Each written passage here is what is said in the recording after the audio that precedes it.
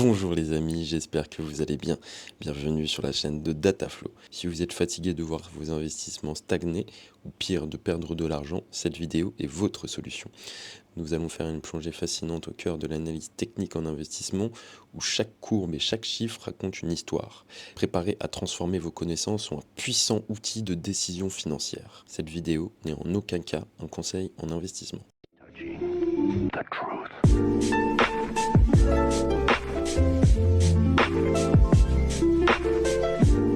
Et on commence tout de suite avec la théorie des vagues d'Elliott.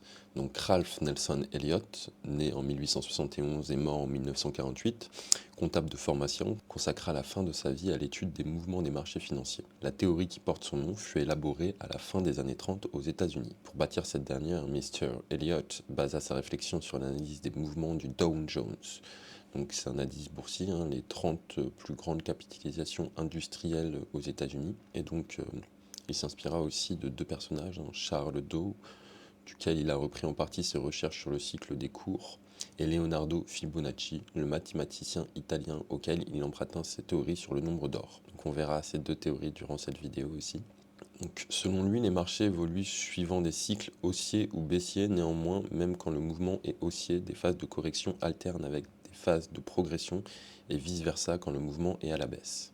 Elliott a modélisé ce qu'il appelle un cycle élémentaire composé de 8 vagues principales et 3 vagues de correction succèdent à 5 vagues de tendance. Donc là, ce qu'il explique, c'est que dans une vague haussière, on va faire des plus hauts de plus en plus hauts, des plus bas de plus en plus hauts, des plus hauts de plus en plus hauts et des plus bas de plus en plus hauts, et ainsi de suite. Et que cette vague haussière se forme en 8 points. Donc 1, 2, 3, 4, 5, 6, 7, 8 sur la correction. Et on peut faire de même du coup sur une vague baissière. Donc des plus bas de plus en plus bas, des plus hauts de plus en plus bas, des plus bas de plus en plus bas et des plus hauts de plus en plus bas, et ainsi de suite. En 5 points avec une correction APC à la hausse. Donc on va voir tout de suite ça sur un schéma de Solana en 5 minutes. Donc là on peut voir qu'on a une vague 1, un plus haut de plus en plus haut, une vague 2 et ainsi de suite. 3, 4, 5. Ce qui confirme la hausse aussi, c'est qu'on a cassé les derniers plus hauts avec cette vague 3, mais on aurait très bien pu le faire avec la vague 1 ou la vague 5. Donc là maintenant, après avoir confirmé ça, 1, 2, 3, 4, 5, on a une correction A, B, C. Et on repart sur une vague haussière qui cherchera à casser les derniers plus hauts. Donc 1, 2, 3, là on casse ces plus hauts, ok. 4, 5, là on aurait dû casser en théorie ces plus hauts. Donc on peut dire qu'on est dans un range. Donc 1, 2, 3, 4, 5, vague de correction A, B, C. Et là, on peut voir qu'on peut en retracer une. Donc 1, 2, 3, 4, 5. Et on peut voir que sur notre vague 4, 5, on n'a pas fait de plus haut. Donc on repart sur une correction. A, B, C. Et là, on peut voir que de nouveau, on repart sur une vague 1. Donc on espère un petit 2. 3 qui casserait peut-être les plus hauts. Un petit pullback sur les derniers plus hauts. Donc 4. Et un 5. Un 5 qui va battre tous les records là, de Solana. Voilà, 5. Puis après, on repartirait de nouveau sur une petite vague A, B et C. Mais ce qui peut très bien se passer aussi, c'est que là, on ait fait un A, B, C, et que là, en fait, on fasse une vague 1 qui part à la baisse, 2, 3, 4, 5. Ça serait un retournement, clairement. Et de nouveau, une petite A, B et C. Et bien sûr, dans une unité de temps telle que le daily, on peut toujours tracer les vagues d'Elliott. Donc, on a le 1, 2, 3, 4 et la grande 5.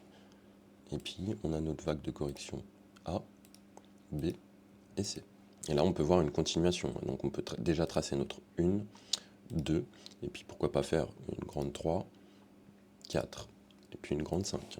Ce qui ferait une continuation de tendance, et puis ce qui nous ferait casser des plus hauts.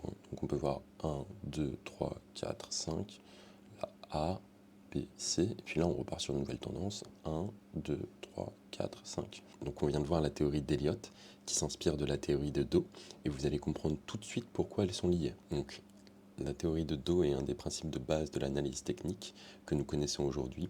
Cette théorie a été élaborée par Charles Doe, un des précurseurs de l'analyse technique.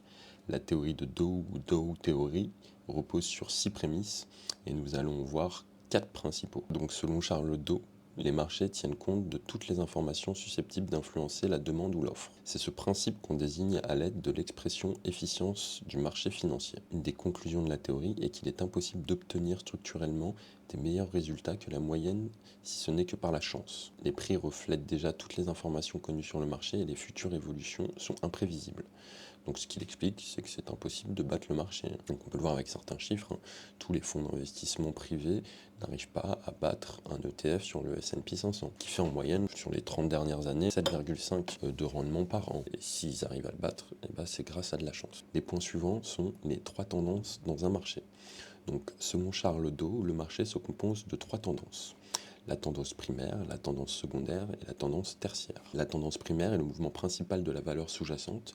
Il s'agit bien souvent de la tendance de plus d'un an, voire de plusieurs années. Donc on peut le voir, hein, la tendance primaire, c'est la ligne tracée en bleu qu'on peut voir ici, qui est soutenue par une tendance majeure, mais qu'on pourra tracer qu'à la fin. Il y a aussi la tendance secondaire, qui est un mouvement de correction qui se produit. Celui-ci évolue à l'inverse de la tendance primaire. Ces mouvements de correction durent généralement entre quelques semaines et un an. On peut voir, après la tendance primaire, on a une tendance secondaire qui est une tendance de correction. Et ainsi de suite, tendance primaire, secondaire, tendance primaire, secondaire. Ce qu'il explique aussi, c'est qu'on a une troisième tendance, la tendance tertiaire, se compose de mouvements à court terme.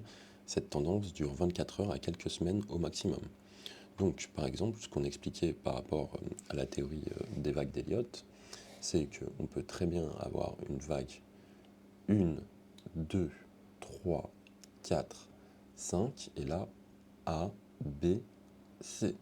Donc on a ces mélanges de tendances, mais le tout dans une tendance majeure qui est à la hausse. Donc voilà pourquoi il est important de lier la théorie de Doe à la théorie des vagues d'Elliott pour mieux comprendre les différentes tendances et garder le momentum. Donc maintenant que l'on a lié la théorie de Doe à celle des vagues d'Elliott, nous allons y ajouter le retracement de Fibonacci. Donc Fibonacci, c'est un mathématicien italien qui a découvert une suite de nombres. Cette suite possède certaines propriétés particulières. La plus remarquable est le fait que chaque nombre soit approximativement égal à 1.618 fois le nombre précédent et 0.618 fois le nombre suivant. 1.618 est le nombre d'or et 0.618 son inverse, est appelé le ratio d'or. On peut se servir du ratio d'or et de ses fractions afin de déterminer des retracements, les fameux retracements de Fibonacci. Donc la méthode des retracements de Fibonacci permet de déterminer des objectifs de cours au sein de ces phases de consolidation. Donc c'est ce qu'on a vu précédemment. Donc la phase de consolidation, c'est la phase A, B, C. Après notre grande phase 1, 2, 3, 4, 5, la phase de consolidation, on peut la voir là. A, B, C. Donc, la méthode de retracement de Fibonacci permet de prévoir l'amplitude des corrections et des rebonds afin de se positionner au mieux au sein d'une tendance. Donc, c'est ce que nous allons voir tout de suite avec l'outil de Fibonacci. Donc, revenons à notre graphique de Solana. Donc, on va très vite revoir la théorie de Doe. Donc là, on peut voir, on peut tracer une première tendance haussière,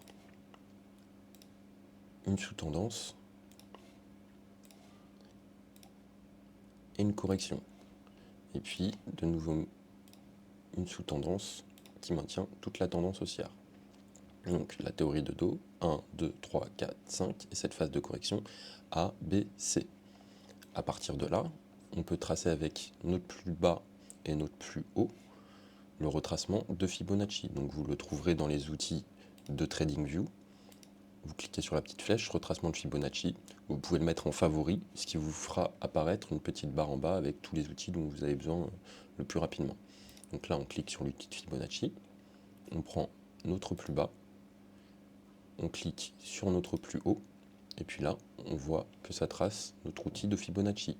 Donc on parlait des 0,6.18 qui est le chiffre d'or. Donc là, on peut voir que sur la phase A, B, C, on a tenu sur plusieurs semaines ces points de 0,618 de Fibonacci sans les casser, ce qui augure une continuité dans notre tendance haussière, qui repart avec un 1, 2, 3, 4, 5, comme on l'a expliqué précédemment. Par contre, si on n'avait pas tenu ces 0,618, si la bougie avait fini en dessous de ces 0,618, on a plus de chances de retourner à 0. Il peut arriver aussi que on range dans cette zone des 0,618 et 0,736 avant de repartir. Mais si après avoir cassé les 0,618, on range un peu et on recasse les 0,7, bon, bah, ça veut dire qu'on va vers les 0. Donc voilà, là l'outil de Fibonacci nous montre qu'on peut vraiment calculer les retracements de chaque vague d'Elliott, hein, ce qui va nous permettre de mieux nous positionner sur le marché et ne pas acheter des tops de marché, mais plutôt acheter des plus bas sur une phase haussière. Donc l'outil de Fibonacci va permettre aussi de tracer des ranges. Donc on peut voir que sur cette zone des 0,618, eh ben on a un point assez important, les 0,382, hein, qu'on a pas mal travaillé pendant ces 3 semaines avant de repartir. Donc ça, c'est ce qu'on peut appeler un range, ou une zone d'accumulation entre les 0,618 et les 0,382. Les zones de rechargement aussi très recherchées, hein, c'est les 0,618 et les 0,786. Donc on peut voir que si par exemple on avait fait 7A sur les 0,7, 7B un petit peu, sur les 0,618 et puis 7C en plein milieu, on aurait pu repartir de cette zone-là sur une grande une. Donc la majeure partie du temps, comme je vous l'ai dit, si on pète les 0,6, on va au 0, mais il arrive assez rarement qu'on vienne dans cette zone-là aussi avant de repartir. Donc on peut utiliser aussi cet outil à la baisse. Donc toujours sur le graphique de Solana, on va utiliser la tendance baissière de 2021 pour faire notre tracement. Donc on part du point haut cette fois et on va prendre par exemple ce point bas. On peut voir qu'on est venu retracer jusqu'au 0,382 à peu près avant de repartir à la baisse, hein. Donc ça fonctionne tout autant sur les tendances baissières. On peut retracer aussi ce bas là, hein, donc ce plus haut, ce plus bas.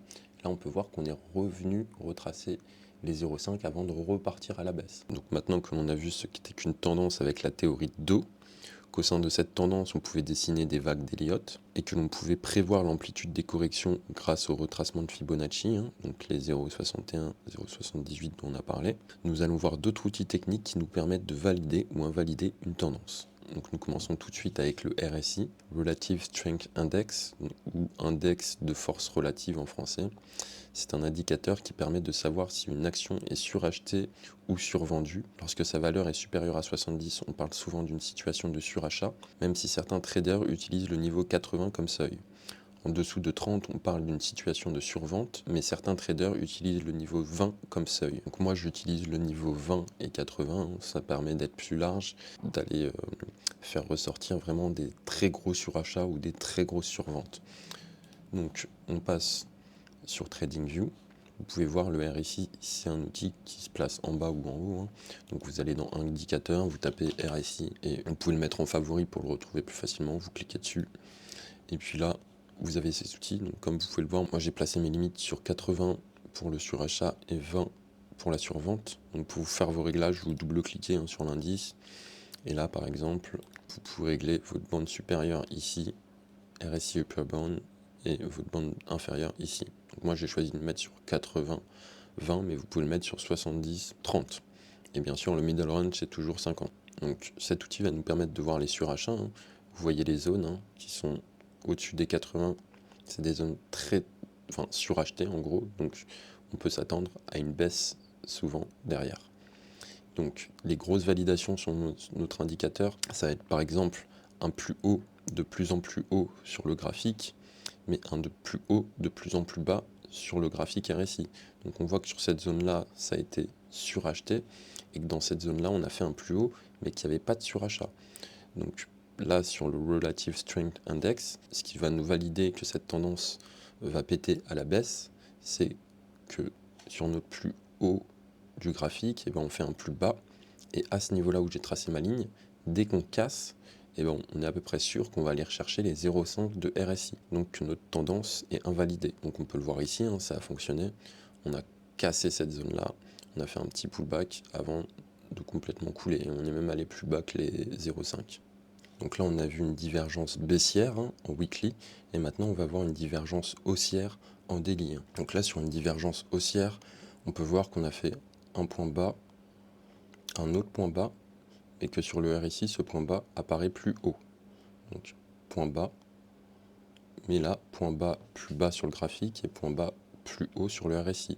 Donc on trace cette ligne de cassure, et dès qu'on casse à la hausse, et ben on va aller rechercher les 0,5. Donc là on peut voir que ça a inversé notre tendance en daily, et qu'on est reparti à la hausse avant de faire la continuité de la grande tendance en weekly qui était baissière. Maintenant que l'on a vu ce qu'était qu'une divergence baissière ou haussière avec le RSI, on va y ajouter les figures chartistes. Donc les figures chartistes sont des configurations techniques reliant des points hauts, bas sur un graphique de prix.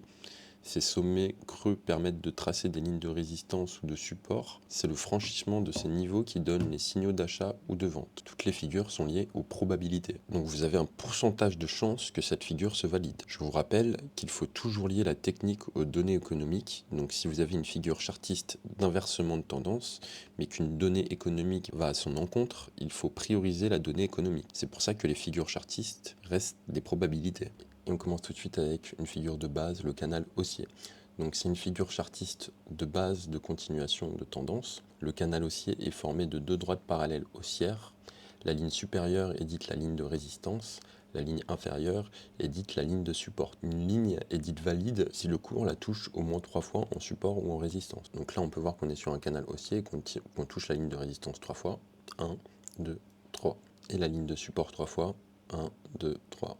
Donc ce qui valide notre tendance à la hausse. Et là du coup on va faire un petit exemple sur un graphique du S&P 500. Donc on nous a dit qu'il fallait tracer 3 points bas. Donc là on a nos points bas, on va dire hop, 1, 2, 3. Là, on en a beaucoup plus même. On fait un clic droit, cloner, et là on peut voir qu'on retrace directement notre canal haussier. 1, 2, 3.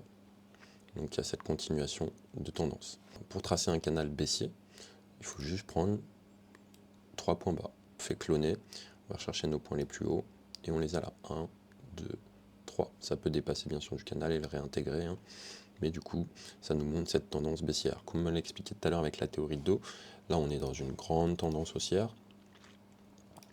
Dans cette tendance haussière, du coup, il y a cette tendance majeure qu'on a réussi à tracer avec notre canal haussier. Et puis, on a cette correction qu'on a réussi à tracer avec un canal baissier. Et pourtant, on est toujours dans une tendance haussière.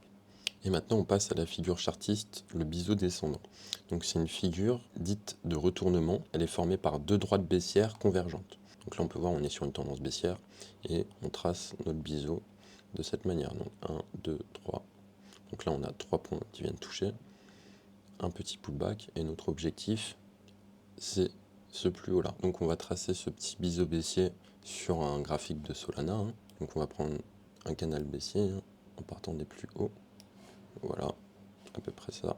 Il faut toucher au moins 3 points. Et ici on peut le tracer sur 3 points aussi. Hop, avec tous ces plus bas. Et là on peut voir un biseau descendant. Donc ça augure une hausse.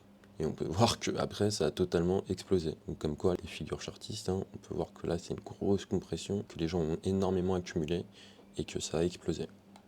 Et maintenant, on passe à la figure chartiste du double top. Donc c'est une figure baissière ayant la forme d'un M. Le cours effectue successivement deux sommets approximativement au même niveau, témoignant d'une importante résistance. Et on va regarder un exemple sur le BTC. Donc on peut voir que pendant le bull run de 2021, on a bien fait ce double top. Le RSI qui est toujours là pour appuyer notre figure chartiste. Donc on peut voir que sur le premier top, on était en surachat, mais que sur le deuxième top, on était beaucoup plus bas. Donc comme je vous l'ai dit, sur le RSI, on trace une ligne de coup là, et si on la casse, et ben après on part à la baisse, au minimum sur les 50 de RSI, voire parfois beaucoup plus bas. Donc là, il suffit de tracer notre ligne de coup. Moi j'aime bien la tracer quand même avant que les matchs finissent, ça dépend. Là on est en monthly. Donc ça montre quand même une très grosse résistance sur cette ligne de coup. Et du coup, là on voit qu'on a fait notre double top, qu'on est venu casser et qu'on est parti à la baisse.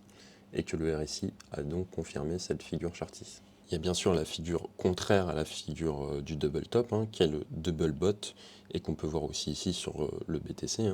Malheureusement, notre RSI ne confirme pas ce double bot, mais il est tracé comme ça. Donc là, on peut remarquer que ce qui a fait partir le double bot, c'était le bull run 2021 et le halving. Donc là, on trace sur notre ligne de coup, et on voit qu'on est venu casser cette ligne de coup du double bottom et qu'on est parti à la hausse. On a refait un double top, on est reparti à la baisse, et ainsi de suite. Donc toutes les figures chartistes peuvent être inversées, hein, comme le biseau que je vous ai montré tout à l'heure descendant, ça peut être un biseau haussier aussi. Et on passe à la prochaine figure chartiste, donc la figure épaule, tête, épaule, ETE, et plus couramment appelée tête-épaule. C'est une figure de retournement de tendance. Cette figure chartiste est certainement la plus connue des investisseurs. On va de nouveau voir cette figure d'inversement sur le schéma de Solana. Donc là, on peut voir qu'on était sur un top de marché en 2021. Et du coup, on peut voir une épaule, tête, épaule. Donc on va la tracer au-dessus de nos mèches. Et du coup, ça nous donne une belle ligne de coup. Et on peut voir que le RSI, encore une fois, accompagne cette épaule, tête-épaule. Donc là, on peut voir que déjà sur ce top-là, on était en surachat, et que sur le deuxième plus haut qu'on a fait, on était beaucoup plus bas sur le RSI. Donc là, on traçait notre ligne de coup sur le RSI, on peut voir qu'on l'a cassé. De même, du coup, sur cette épaule, tête-épaule, on a tracé notre ligne de coup, et on peut voir qu'on l'a cassé. Il faut prendre le plus haut avec notre ligne de coup, et puis après, on la reporte sur le plus bas de là où on a tracé.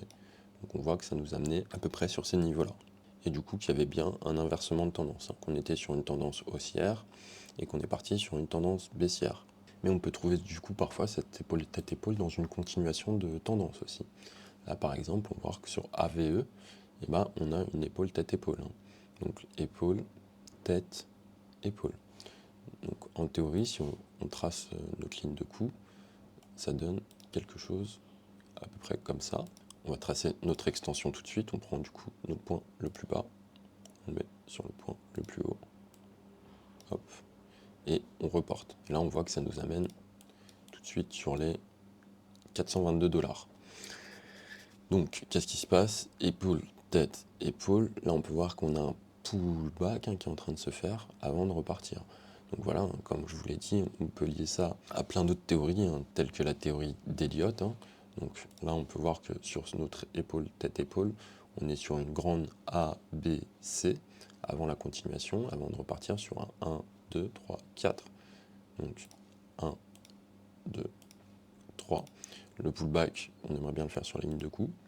Et puis le dernier 5 qui serait du coup notre objectif. Donc vous pouvez voir que tous les outils techniques que je viens de vous donner, la théorie de Dow, les vagues d'Elliott, le retracement de Fibonacci, le RSI et les figures chartistes sont liés.